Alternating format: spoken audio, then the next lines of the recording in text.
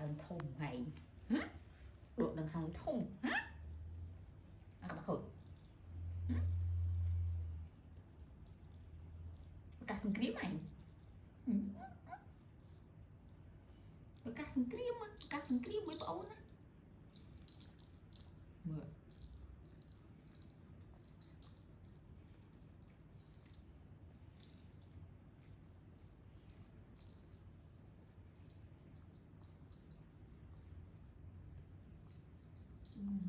khăm lên nụ đằng trong hia tập này tí tí tí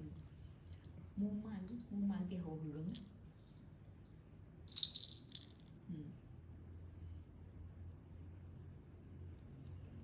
bác bảo bốn ăn này bóng thông bóng thông